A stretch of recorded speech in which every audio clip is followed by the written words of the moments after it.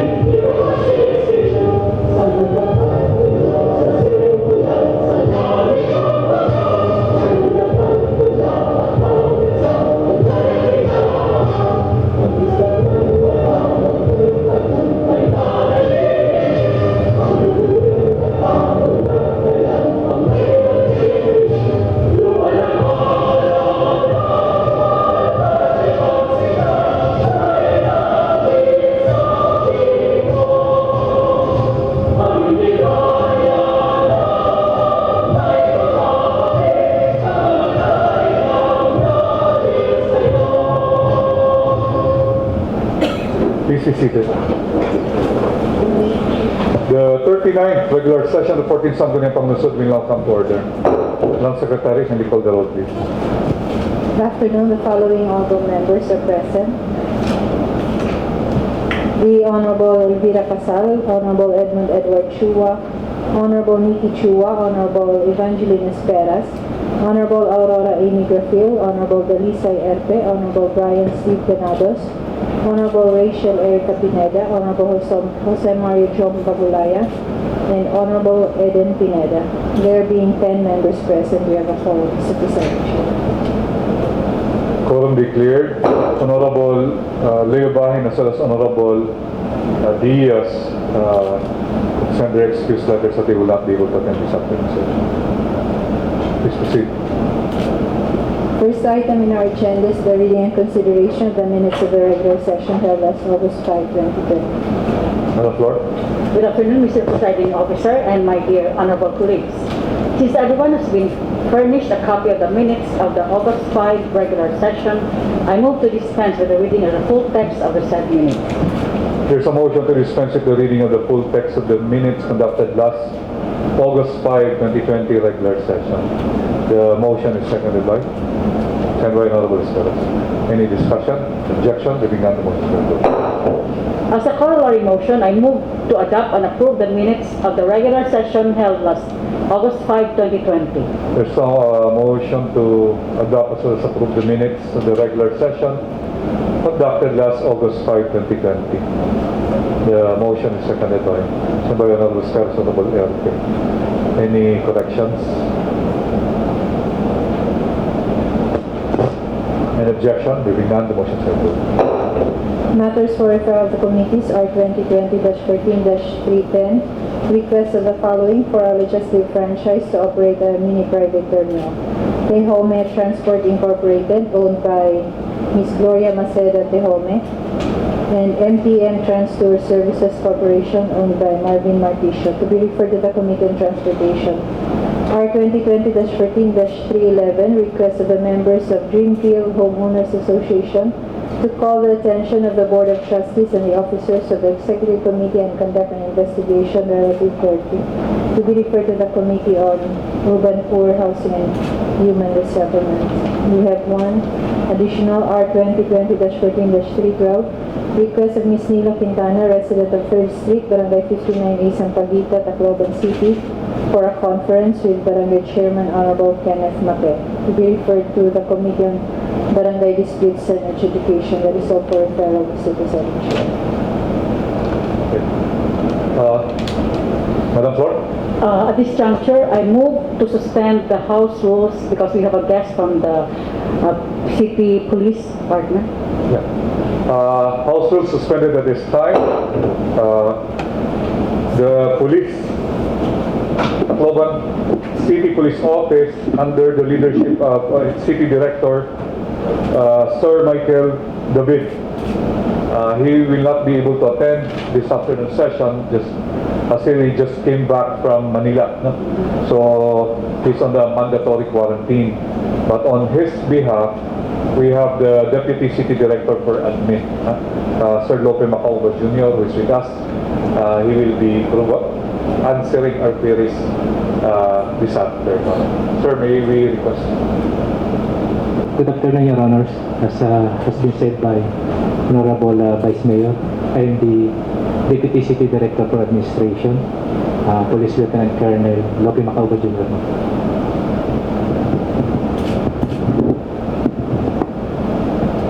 Si Sir Alan Tomasin is also here.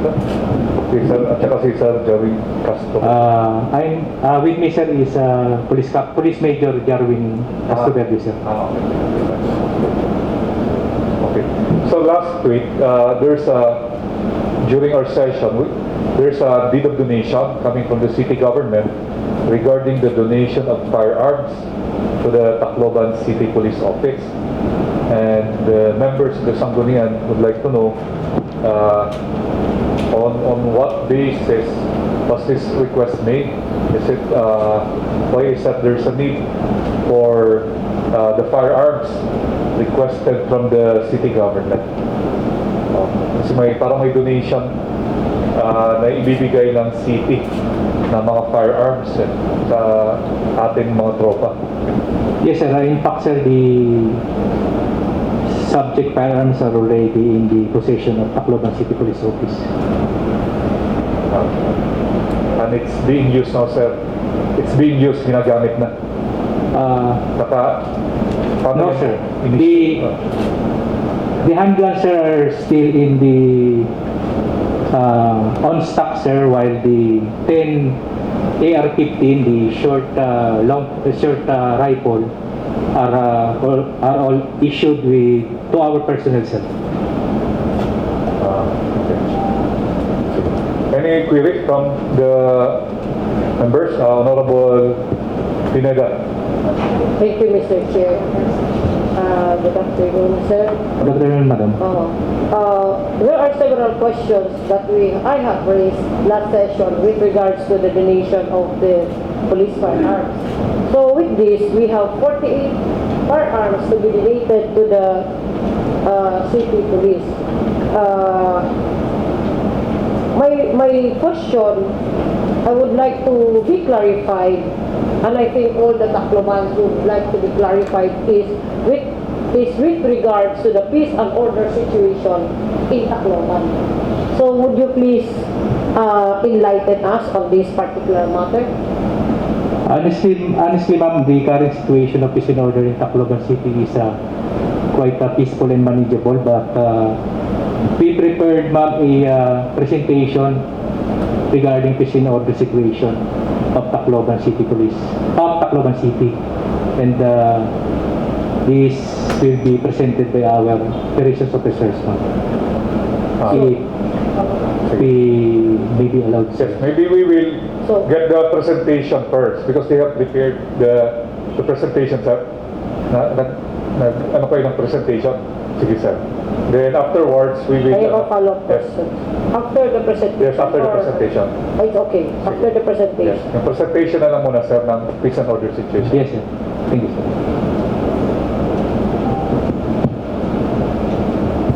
Sure, ma'am, to this honorable body. I am Police Major Jarwin Castroverde, the Chief Operation Officer of Tacloban City Police Officer, and now I will present to you the peace and order situation update of Tacloban City. Next slide, ma'am, please. As you know, sir, ma'am, my sequence of presentation, peace and order situation, accomplishment of anti-illegal drug operations, accomplishment on most wanted person, deployment of personnel at QCPs, updated contact tracing. Very good, sir. Next slide, ma'am. Situation, sir, for the covering period of January to July 2020. We have a total crime incidents of 914. With a comparison to 2019, it is decrease with a decrease of 188 or 17.5% from previous year that recorded with 1,102 total crime incidents. On the peace and order index, it also decreased from 745 to 471, or a variance of 274 or 36.7%. Likewise, on a public safety index, from 357 from year 2019, it up to 443 or 86 or 19.41%.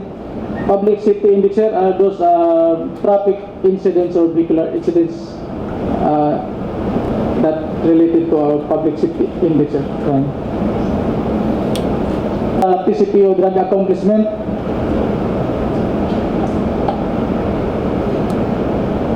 For the same covering period from January to August 10, 2020, we have 2 house visited, personally appeared surrendered 2, operations conducted 52, arrested personalities 63, died on the police operation 1, filed cases 119, 389.4 grams of shabu confiscated, 238.36 grams of marijuana. All in all, estimated value, sir, ma'am, is 3,137,756. And likewise, we have also confiscated 1 firearm. As shown in the pictorial, sir, ma'am. Next is the service of warrant of arrest. As your number of operations conducted, 107. And some of the arrested included in the top 10. For the city level, we have 9. 1 from municipal, 4 for the station level, with a total of 14. 10 most wanted persons were arrested. Other wanted persons arrested, also na 97. All in all, total is 111. As shown are the arrested personalities, sir, ma'am. Next is the deployment of personnel at quarantine control points, sir, ma'am. We have 6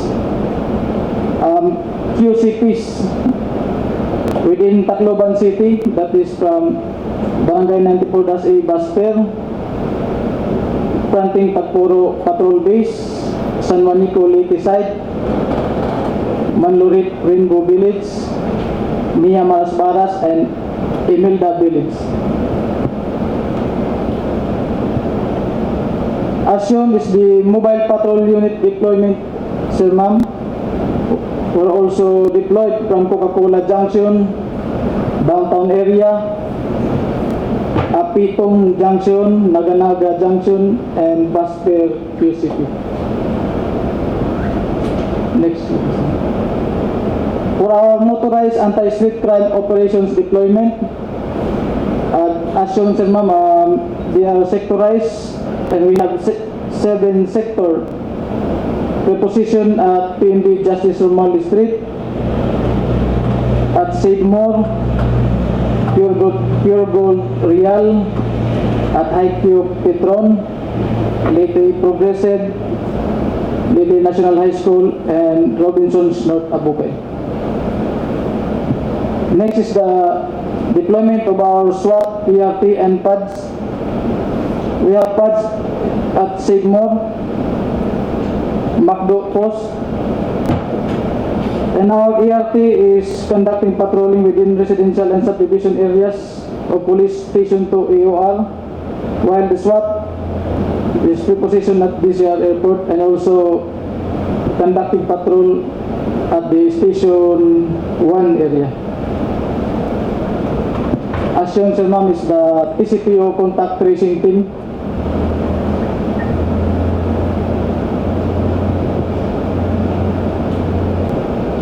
As shown, sir, ma'am, is the simultaneous anti-criminality and law enforcement operations, or SACLEO. For August 1, 2020, we have conducted SACLEO with a total of 82 issued citation tickets to motorists. Operation conducted last July 29, 2020 that resulted to the issuance of citation ticket with 84. Also last July 27, 2020, we have 107 issued citation tickets from the result of our operation who violated the city ordinances on mandatory wearing of face masks and traffic violations. Last July 21, we have issued citation ticket 15 on traffic violations. Sir, ma'am, we have 288 issued citation tickets from our SACLEO, sir, ma'am, or the simultaneous anti-criminality and law enforcement operation. Other issues and concerns, sir, ma'am, I will just like to grab the opportunity, sir, ma'am. We have a compliance for our local anti-criminality action plan, sir, ma'am, that is we have submitted to the office of the city mayor and it was pending. And one of the requirements, sir, is for the adoption of the said lockup through a resolution, sir, ma'am. So para po sana makapag-comply kami sa taas, sir. So, kailangan mag-submit din kayo dito sa Sangguniang Panglunsod. Kasi that plan will be adopted if you need it to be adopted by Sangguniang Panglunsod. Yes, sir.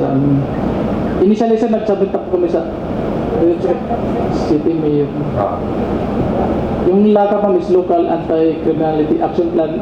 Actually ma'am, that is already incorporated na our PAPS plan. So ang amin lang sir is wala pa kaming approved talaga na para maisabit namin dun sa regional office namin. so kailangan ma-follow up lang siguro sir para ma-endorse sa Sangguniang pa sir. Para ma-adapt natin dito sa Sangguniang. Thank you sir for that answer. General assessment of the peace and order of Tacloban City. There is a significant decrease of crime incidents recorded for the period of January 2020 as compared to the previous year 2019 that resulted from the concerted efforts of TCPO personnel on strengthening anti-criminality campaign in the city and religious implementation of the enhanced managing police operations through maximum deployment of personnel in the field and utilization of all available resources to increase police presence activities in the area of responsibility. Your Honor, for my presentation of the peace and order of Tacloban City. Sir, salamat sir. Thank you. Honorable Pineda. Thank you, Mr. Chair. I think who will answer my question? Is it the city?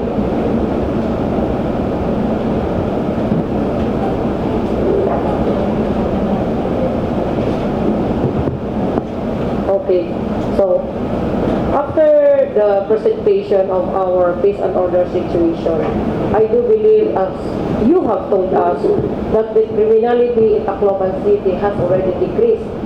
But my question will be, so do you believe now that there is no imminent danger in the city of Tacloban in terms of criminality? There is no imminent danger for all of us here. We still have probability, ma'am, that the usual criminality, street crimes may occur in Tacloban City. Yes. Like snatching, robbery, and theft. Sir, I understand with regards to the daily problems that would occur, no?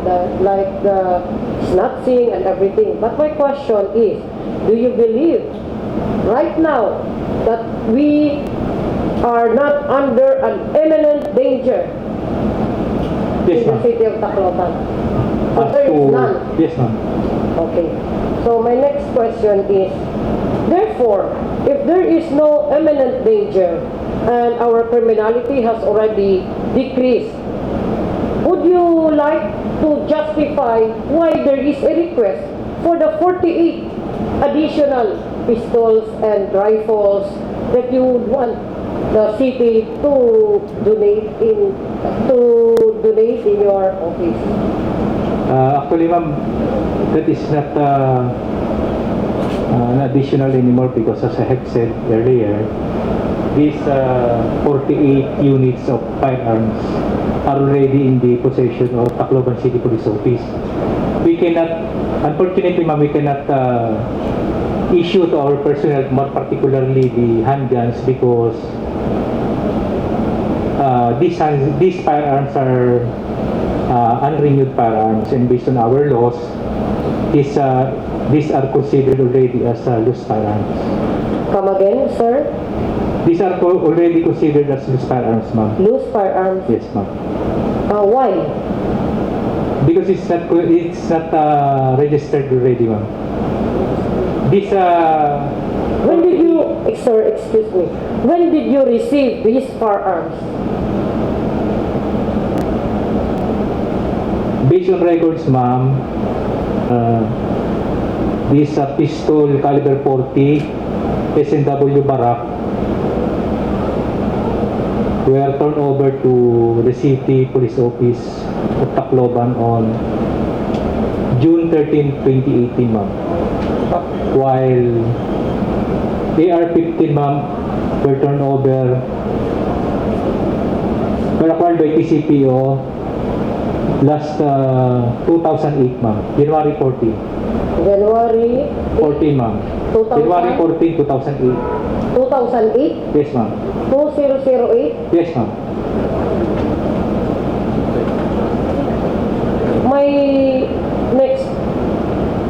question will be, why only now? Because as we know, we would always renew our firearms every year. So, as you've mentioned, you have received the rifles ER-15 January 8, 2008, Yes, ma'am. and the other pistols June 13, 2018. Am I Yes, correct, ma'am. sir? Yes, ma'am. So my next question is, why only now?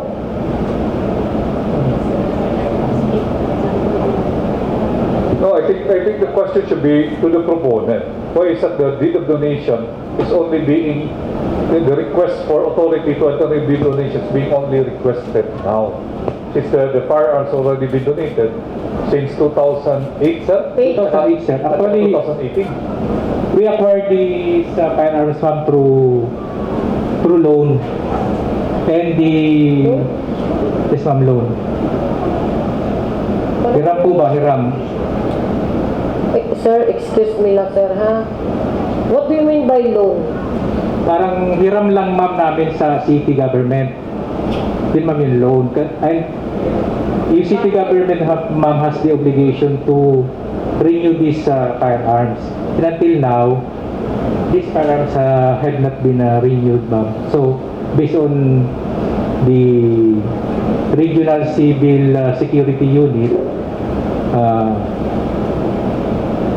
these firearms are considered as those firearms, ma'am. That's why we need to register these firearms. But if these firearms are already donated to the PNP, there's no need to register, Your Honors, these firearms, because it is already considered as property of the Philippine National Police. Okay, so as of now, it is just right also a proper, as you have said, Mr. Presiding Chair, that maybe the proponent has also has knowledge to why only now with regards to this donation and loan to the PNP. My next, before the proponent would answer, my next question will be, where are these firearms now? Complete 48 firearms, where are they now?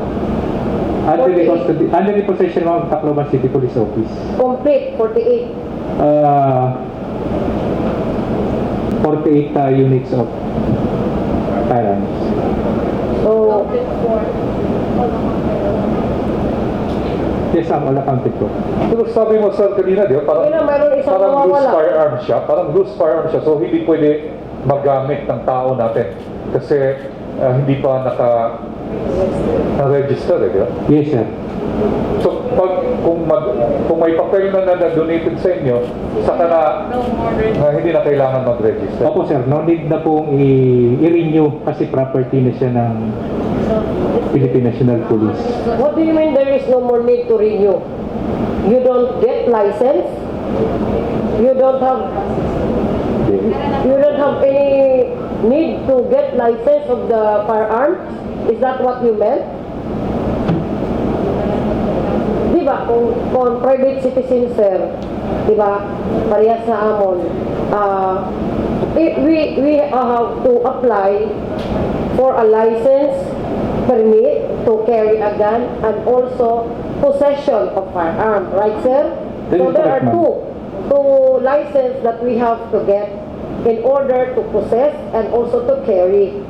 Diba, sir? Yes, ma'am. That's So with correct. regards to the PNP, you don't register your guns?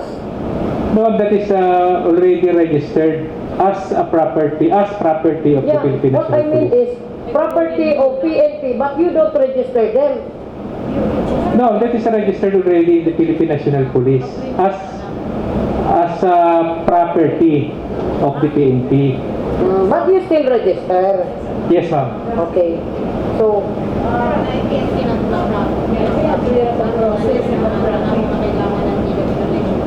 do you think there is still this need of 48 firearms? Yes, ma'am. Actually, we need it particularly for preparation, ma'am, on our personnel. We requested an additional personnel to police station 3 in the Northern Barangay. And these 48 units of firearms are proposed to issue on our newly personnel, if in case the regional... Diba, sir? Diba, sir, if you are on active duty, you are also issued a firearm. Am I correct? Not all, ma'am. Not all. Yes, ma'am. You mentioned a while ago that there is one lost firearm Yes, ma'am. out of the 48. Am I correct, sir? Yes, ma'am. It was lost during Yolanda, Typhoon Yolanda. One only, sir? Yes, ma'am. Which is which now? I am confused, sir. Ang ina nasa yung complete 48, now one is lost. So there is really one lost firearm. 49. There are, sir. 49, 48. 49, di ba? I don't know because you mentioned 48. Wala no sa 48 na la. No, the deed of donation, how many are being donated? 48. So there's 48, one lost, 47. No, 49. 49. So the deed of donation only appears as 48 daw kasi nawala po na isa. Eh naman nakawara, sir. It was issued to our personnel, ma'am, to Police Sergeant Marmita. But it was already reported to Pamparami, ma'am.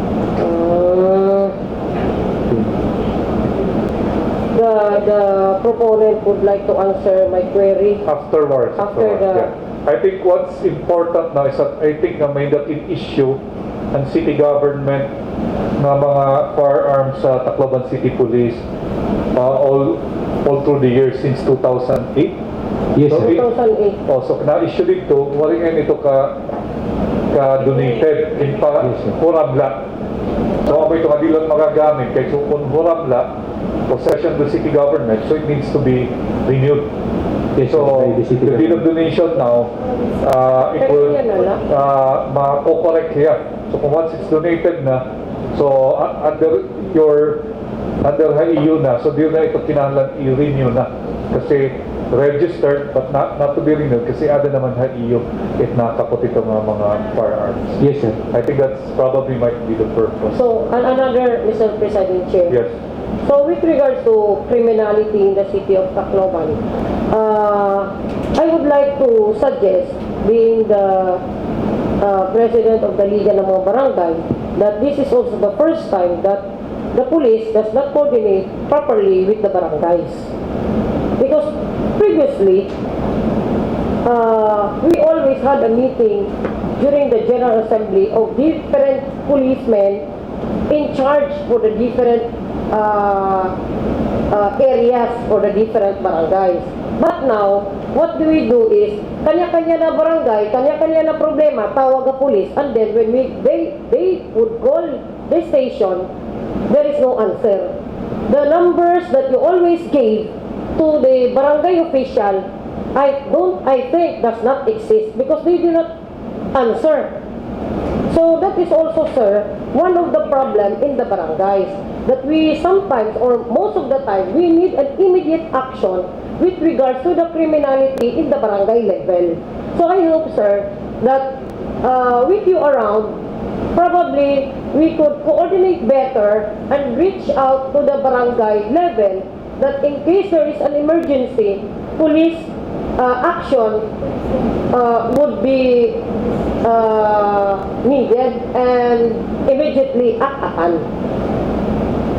Yes, ma'am, well taken, ma'am. But with all due respect, ma'am, we are always responding to all calls, particularly for the crime preventions, ma'am.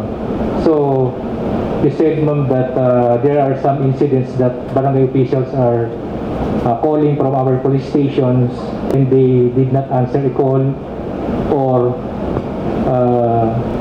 you have said, ma'am, that the number do not exist. I think, ma'am, that is I'm sorry, ma'am, but our police stations, Police Station 1, Police Station 2, including our headquarters, are providing the actual and active cellphone numbers of our units, ma'am. So I hate to disagree with you, sir. But the problem is, that is our problem. The real situation in the barangay. That when we call for an emergency police assistance, that number, nawawara, sir, dili na mabatun. So what do we expect? But I hope, sir, that this is not a time to judge everybody. This is not a time to create friction between the barangay and the police, but we should be one in helping to eliminate as much as possible the criminality or help lower the criminality in the city of Tacloban. Because on the barangay level, we do our part, and we are very much prepared to be of service and also coordinate with the police. So I hope, sir, that the line of communication will always be open between the barangay and the police. Yes, ma'am, we'll take it po. And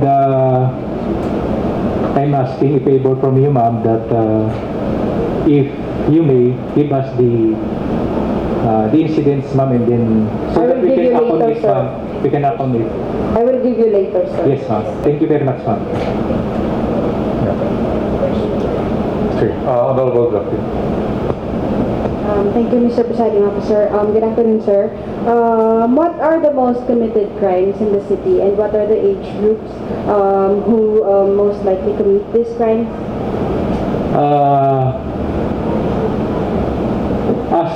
As reported by our operations officer, ma'am, the most crime that occurs from January to July is the reckless imprudence resulting to damage to property or physical injury. But those were occurred during the first 3 months. Wala pa po tayong quarantine that time. And also theft cases, ma'am. We still have theft cases. Okay, so what are the ages na committing na crimes? Are they 18 below or above 18? If 18 below, din kakain man harakon kung nadadakan. I'm sorry, ma'am, I cannot provide you a exact data right now because I was not able to bring the Okay. exact data. Okay. Last question. We have heard of several shooting incidents despite limited activities because of the lockdown and tungod ng COVID-19. I just want to know kung are these drug-related or pwede ba niyang consider nga threat dapat po constituents na binahan mga nagawas na gihapon kay tungod hig trabaho. Are you referring, ma'am, the recent shooting incident? Yes, sir. Yes, ma'am. Actually, ma'am, as I have said, yung ating pong peace and order is manageable. And these shooting incidents are just an isolated cases. And we are doing our best to solve the case as soon as possible. In fact, ma'am, may mga shooting incidents din tayo before pinagtsagaan ng mga pulis natin, na-solve din naman. And we were able to file an appropriate criminal case against the suspects. Thank you, sir, for answering You're welcome, questions, and thank you for keeping our city safe. Honorable Arpet. Honorable Arpet, yeah? Thank you. Thank you. Sir, pwede ako magpakiana kung an aton present personnel complement, police police complement the city enough ba? Kay your police station are strategically positioned. We observe it when going to the north and San Jose and VNG. Strategically positioned, but how many police officer on field and in the offices and mga non-uniform we have in the city? Yes, ma'am. Thank you, ma'am. Actually, ma'am, at present, including our office personnel, we are also deploying them in the field to compensate the depletion of our personnel. Sir, you mean that you lack personnel in the city? Yes, ma'am. Actually, Operation personnel? operation. The field personnel? Yes, ma'am. We lack personnel in the field. Actually, we have we have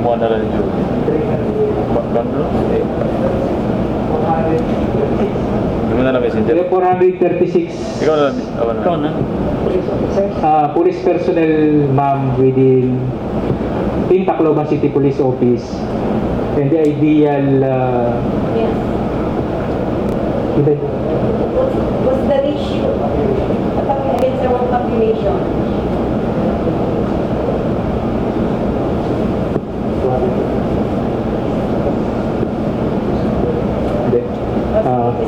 more or less, ma'am, the population of Tacloban is 236,000 more or less, and we have 461 personnel. If we will follow, ma'am, the ideal police population ratio, which is 1:500, we are really depleted of personnel, ma'am. That's why, sir, Your Honor, we are requesting additional personnel from our regional office to man the police station 3 in the northern barangay. And those firearms that we are discussing earlier, sir, are proposed to be issued to the personnel if in case we are lucky enough to be added by our regional director. Okay, yeah? Yes. Yes, please. Thank you. So, klaro nga, diri kita. It ratio itong ideal is 1:500, ano, Yes, against your population. So, it's okay lang because I hope nga protest na ito to the region and to Krame. Opo, ma'am. But I have one more issue. It's not an issue. I have to connect with the Patianan, ang honorable councilor, na may arrestan kasi yan ang nahinabo nga I don't know if duha na nakon baga naparuan. It happened in broad daylight in front of near the house of our congressman, di ba? It's the recent one. So may ada kasi mga mulupyo, may mga tao din na they called me, they're arising fear. Nahadlo kira kay nahinabo ini ano sa dili abukay itong fear naton na mga tao, it fear that will add up to the nga COVID. So I hope na ang aton police presence in the city maupay in spite of the lack of personnel. And presence ba kay this happened in broad daylight. The other one in Abukay happened early in the morning, and the recent one was in broad daylight. So my fear nila, and yet you said that the peace and order situation here is manageable. Amula. Yes, ma'am. So it's up to, I just want to air the fear ng ating mga tao na something like this happened in broad daylight in front of the residence of one of our officials. Pagka nahadlo kira, how about nahan mga ibang kasulok-sulukan ng Tacloban? Yes, ma'am.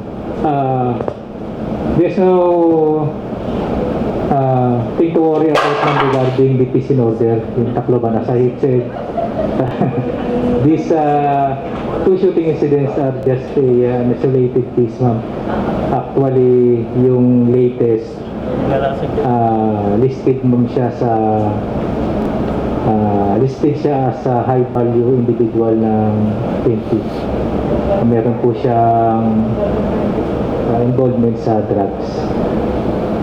So, kung law-abiding citizen ka naman, walang dapat pangamba. Pero the same pa rin po, no? Naka-strategically po position yung ating police. Opo, at as I said earlier din po na including our office personnel are deployed in the field just to enhance the police presence in the barangays, Tacloban. Yes, ma'am. Honorable Casal. Good afternoon, sir. Good afternoon, ma'am. Namariak la ako kan Honorable Dalisay Airpen. Nasirihin na the people fear because of these two incidents. Now, I would say that we should not fear. If you're not a felon, if you're not a criminal, so I think we can rest at night kung wala kayong bubuhat na maraot. So ako lang ini. And also, since you have said that you lack the number or the police officers number in our city, what about the police car? Do you have enough of the police car para maka-answer ka mo dayon when one calls the police for some help? And don't worry, sir. I think all of us here, unlike US nga, they would opt for a defund the police. Dili kami sa gan. So, at ako na pakianak kung okay ba number na higiyo police car or kinalampan ninyo? Dili gad. Not feeding into your tuan. Dili kay para ito maka-provide him eksakto nga service sa mga mulok. Thank you for asking, ma'am. Actually po, kulang na kulang. Yun po, yun po sa Northern Barangay natin, yung ating kawayan na PCP doon sa Barangay Kawayan. Wala po. Meron po silang issued pick-up from the city government, pero medyo madalas na pumasira. Pero nga tanan nga na atong police car.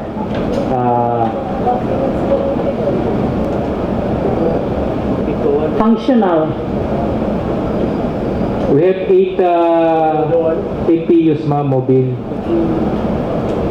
Marami pong may mga nasisira na rin po, particularly mga luma na. Pag nasisira po, pinapagawa na lang. Tapos May mekaniko man na, sir. May mekaniko. yes,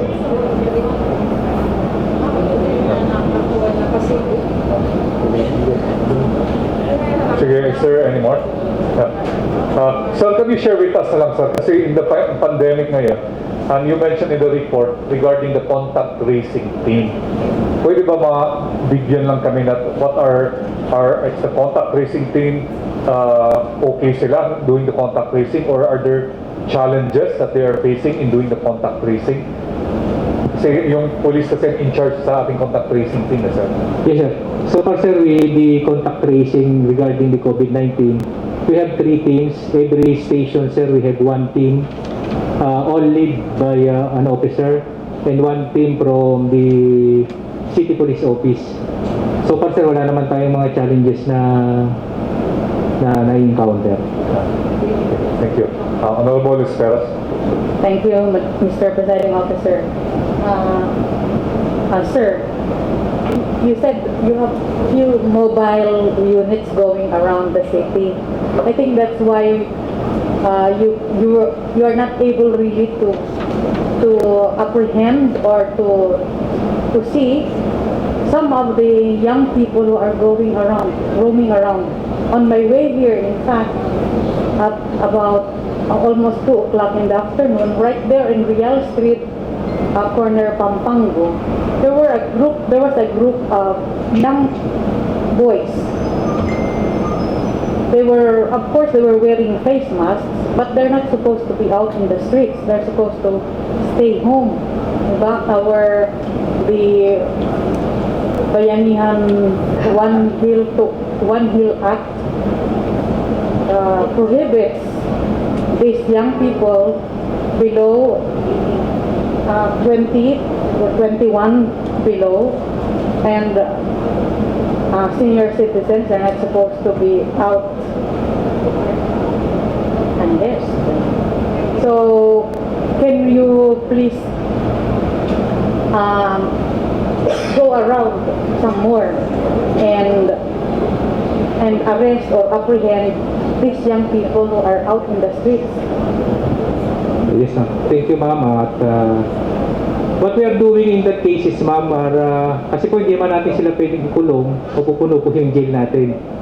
Pangalawa, yung mga minor po kasi hindi rin pwedeng ikulong. Reprimand or What we are doing in that case is, ma'am, is continuous lang po yung aming pagsaway, pangaral, tapos pinapauwi po namin. Pero yung pong talagang hindi na nagpapasaway, kinakasuhan din po. or maybe turn them over to the CSWD? The Yes, ma'am. social work.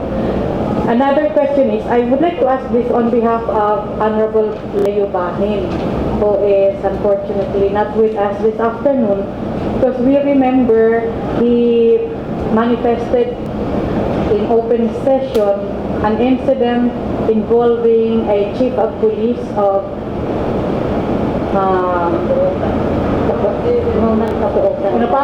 Inupakan, Leyte. And we passed a resolution endorsing his concern to the Tacloban City Police because he reported the incident to the police station in San Jose. So would you have any knowledge of its status? Yes, ma'am. Regarding that case, we already conducted an investigation. In fact, ma'am, we already filed an administrative case against those hearing personnel. And at present, ma'am, the administrative case had been assigned to a summary hearing officer for investigation. Matakbo na po yung case na. May kaso po siya administrative, Okay. So including our personnel. we're glad to note that. That's why, ma'am, the honorable councilor, ma'am, we are doing our best to manage our personnel regarding the problem, ma'am, in the as you have alleged, the unanswered calls from the barangay. We are not tolerating, particularly our city director, may quit po siya. Paulit-ulit po niya sinasabi na magserbisyo ang pulis ng tama. Kaya pati po yung pulis namin pag nagkamali, kinakasuhan po namin. Good to know. You said there are isolated cases like the one that was that recently happened.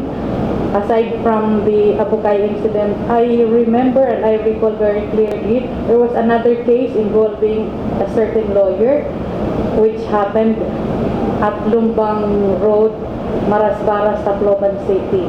So I think these are unsolved cases.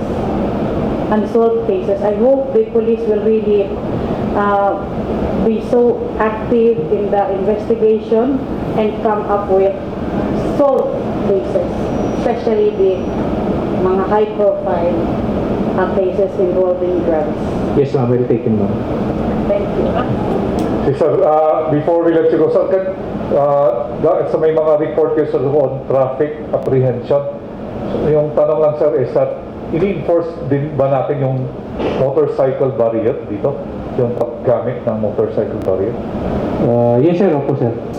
So, hinuhuli natin, Sir. Yung first timer po, Kasama ba sila o yung sa wearing a mask lang, Sir?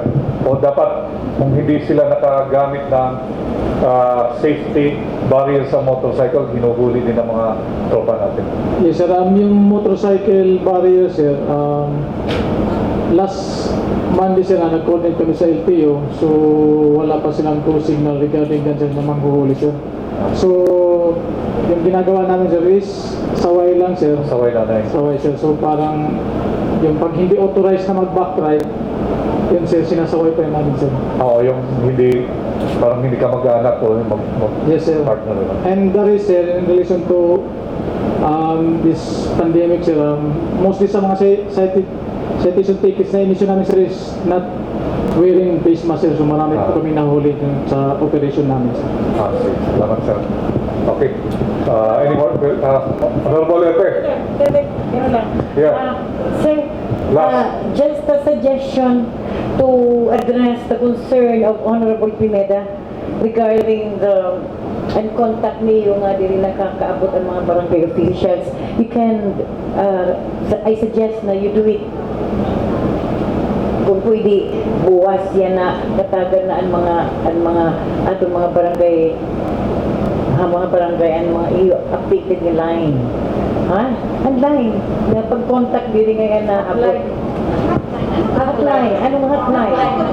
We will do that, ma'am, but for the information of this honorable body, ma'am, we haven't changed our hotline yet.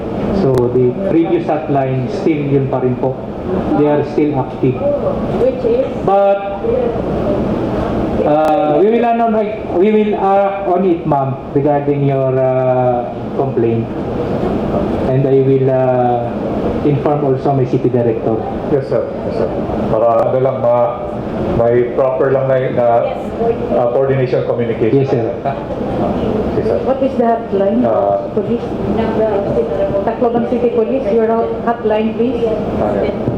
Sir, can you share with us an hotline number or the number that they can call? Yes. Okay. 927 69-06623. I will repeat, ma'am. 0927 69-06623. Sa police station, while sa police station po namin, their hotline number is 0916 3832 123.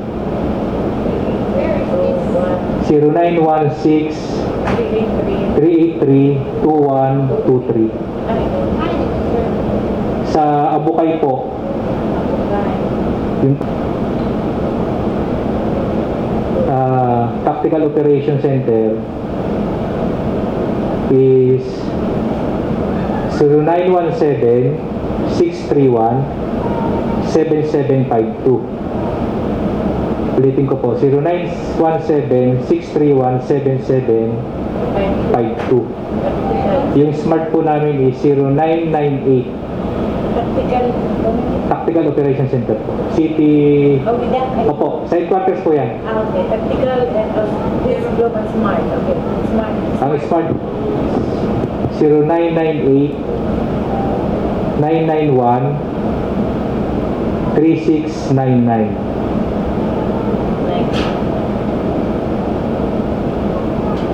Thank you so much, sir, for your time. Okay, 1 minute recess, please.